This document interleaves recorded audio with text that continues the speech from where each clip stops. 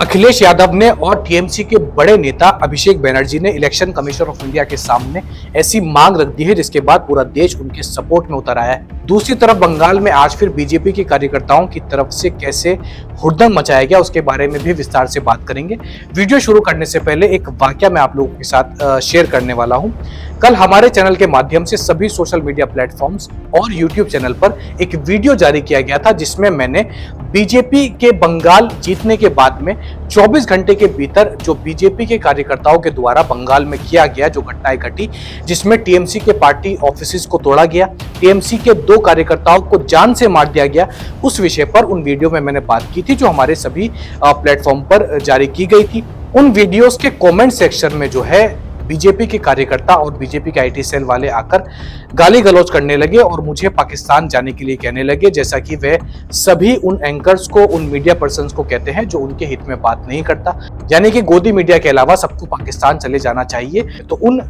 लोगों के लिए, उन नफरत भरे बीजेपी के सपोर्टर्स के लिए मैं केवल ओशो की एक बात कहना चाहता हूं। ओशो कहते थे कि अगर किसी व्यक्ति के पास प्रेम है तो वह आपको प्रेम देगा, किसी व्यक्ति के पास सम्मान है तो वह आपको सम्मान देगा, और अगर किसी व्यक्ति के पास केवल गाली है, गंध है, तो वह आपको गाली या गंध ही देगा। ये आपको डिसाइड करना है कि आपको उसको जवाब देना है और उस गंध में उतरना है, या फिर आपको उसको जवाब ना देकर उससे आगे बढ़ जाना है। तो इस बात से आप समझ गए होंगे कि बीजेपी के सपोर्टर्स की मानसिक स्थिति क्या है और उनके अंदर क्या भरा हुआ है। बहरहाल आज की खबरों की तरफ बढ़ते हैं।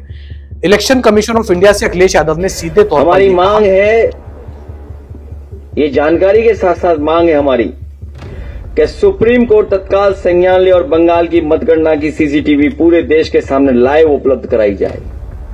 कि तत्काल में जो है जो मतगणना हुई है सभी बंगाल की सीट्स पर जो वोटिंग काउंटिंग हुई है उसका सीसीटीवी फुटेज इलेक्शन कमीशन को जारी करना चाहिए, उसको पब्लिक करना चाहिए। ये मांग जो है अखिलेश यादव और टीएमसी के बड़े नेता अभिषेक बनर्जी ने रखी, जिसके बाद पूरा भारत ये कह रहा है कि ये बिल्कुल मांग सही है। अगर इलेक्शन लीगल तरीके से हुआ है, यानी कि बिना किसी बेईमानी के हुआ है, तो इलेक्शन कमीशन को काउंटिंग की जो फुटेज है, सीसीटीवी फुटेज, उसको दुनिया के सामने, इंडिया के सामने जारी कर देना चाहिए। दूसरी तरफ मैं आपको बता दूं कि बीजेपी के जो गुंडे हैं, जो कार्यकर्ता हैं बंगाल के अंदर, उनकी हिम्मत इतनी बढ़ चुकी है कि कोलकाता यूनिवर्सिटी के अंदर जो छात्र नेता होते हैं, उनके जो टीएमसी सपोर्ट वाले छात्र नेता थे, उनके जो ऑफिसेस थे जो बंद पड़े हुए थे, उनको तोड़कर वह गुंडे उन ऑफिसेस के अंदर घुसे और उसमें तोड़फोड़ मचाई है। इसके अलावा कोलकाता में ताजमहल सेल्फी पॉइंट बना हुआ था, उसको भी तोड़ा गया। इसके अलावा एक और स्टैचू को तोड़ा गया है और कई इलाकों में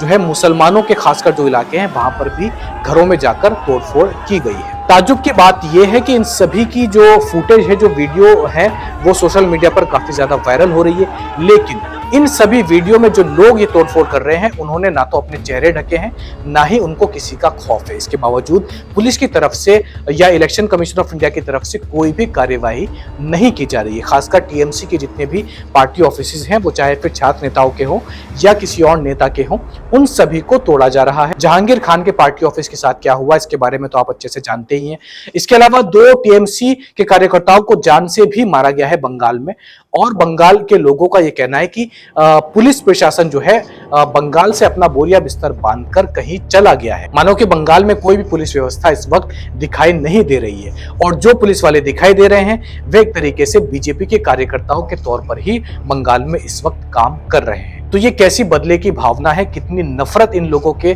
दिलों में भरी हुई है कि बंगाल को इन्होंने मणिपुर बनाकर रख दिया और प्रशासन वहां पर कोई भी कार्रवाई करने के लिए तैयार ही नहीं है। इस खबर के ऊपर आपकी क्या राय है, कमेंट बॉक्स में जरूर लिखें।